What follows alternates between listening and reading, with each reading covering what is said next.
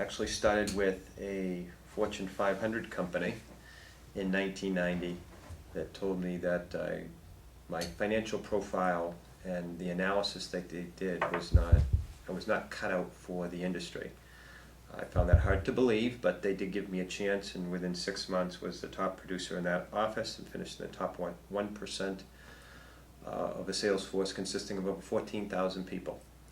I was not afraid of hard work, understood and had a passion for money, and at that point that was the beginning of a very enjoyable, passionate career. Let's talk about that decision to become an entrepreneur. You walked away from a corporate position where you had been very successful, and how did you come about making that decision? Well, it was scary at the time, knowing that you've got your benefits and your office and everything that the corporate structure offers, but what they didn't offer was the flexibility and the freedom to do what you wanted to do when you wanted to do it. I didn't want there to be a ceiling or a limit on what I could achieve. I always had that vision of that shingle or name on my door, and when it came to fruition, it was very enlightening. Had you known any entrepreneurs? Were there any in your family? My dad was an interior designer for 30 years, worked out of the basement of our home, and probably could have become the mayor of the 4 neighboring cities because he knew everybody. He socialized, he advertised, and he built his name through integrity. And I knew if I did the same thing that I would enjoy success. Okay, what were the scariest moments in the beginning? It's funny because when I first started, I was telling people close to me that I didn't have any clients. When I left the corporate world, I had a non-compete. I was not allowed to contact any of the clients that I built up, which was probably over 250 of them in the medical profession on that particular year. So as I got my first client, I actually celebrated, went out for dinner and said, I've got one, probably about another 5,000 to go. But it's a journey, and it took time.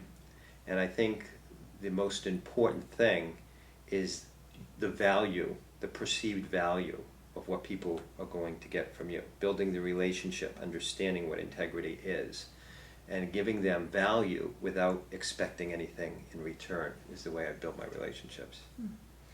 And now you're how many years into your business as an entrepreneur? Venturing on 20. So I'm sure we'll celebrate a 20th year anniversary towards the end of this year or next year. And now it must be very different. I mean, now you have a client base. So what are the challenges that you face as an established entrepreneur? Well, in the financial service industry, we've got to take a step back before we take a step forward because of what's happened, especially here in the South Florida market, to small businesses with the credit freeze and the real estate market and the layoff of people. Just to survive is a different discussion as opposed to 5-6 years ago, whereas, Jeff, I've got X amount of money and where should I put it? Now we're having to do more cash flow analysis and understanding more of the efficiency of money so that people can survive and then eventually be able to do the right things in terms of planning. Mm-hmm. So what are the benefits of being an entrepreneur? I think it's the freedom. As you know, I coach girls fast pitch softball. We've got a 16-year-old traveling team that travels around the state, and next year we'll be traveling probably around a portion of the country. And 3 of my girls are pitchers, 10, 12, and 14. So I spend a lot of time, just about every night, on the field with them and our players.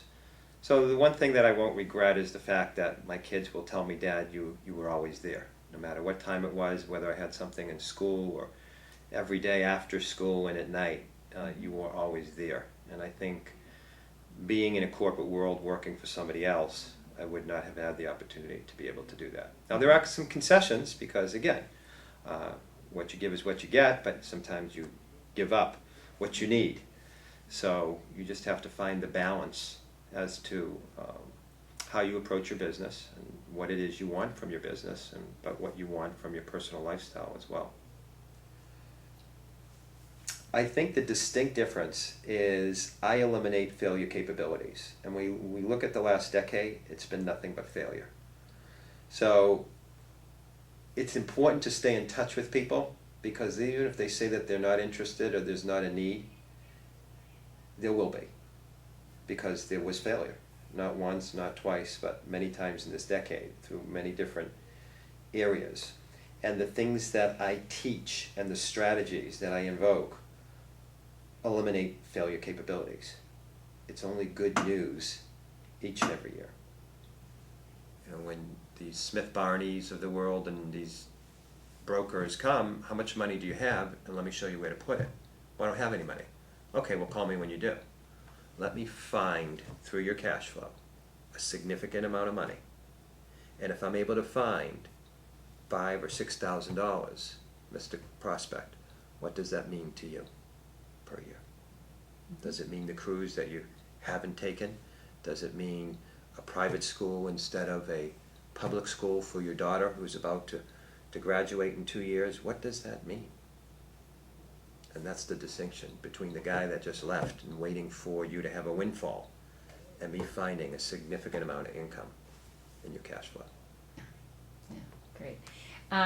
With your children, do you think any of them will go into the business?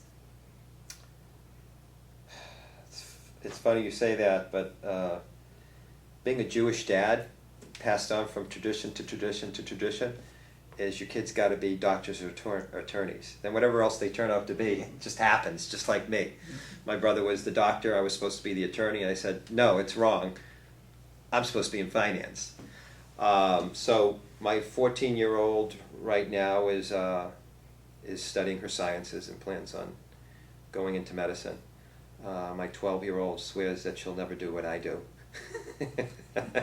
And who knows about the 10-year-old? My 22-year-old is in the fashion industry. She's an esthetician and is working on getting certified in specialty makeup for big theater performances and movie productions.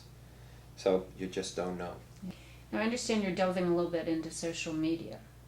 How do you feel about that? And how do you feel about that with your industry? Well, I will let you know. This is a first for me, but I've been a pioneer in many areas in the financial services industry. And I think that it's a necessity today, that the way that we communicate today is not the way we communicated 10 years ago. When I came into this business, I used the white pages, and that's all we had was a regular phone and a white pages. Today we've got iPods, and we've got all kinds of different ways to be able to connect with people without talking to them. But I think it's important that we know who it is that we're talking to or communicating with to make that connection. I understand you're sending out video now of tips via email. Yes, we've got a lot of things going as far as connecting with people. We're working on a newsletter.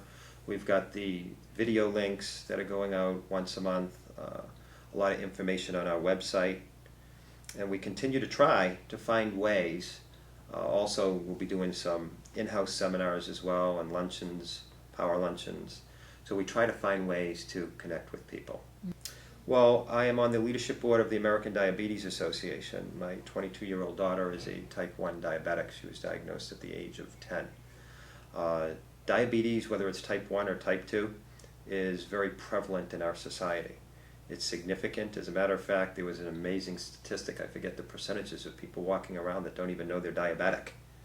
And it's not just the children, but people as well. So we need to understand what diabetes is. We need to understand what to look for and how to be diagnosed. We need to understand proper nutrition and balance in life so that we can rid and cure of this disease. Mm-hmm.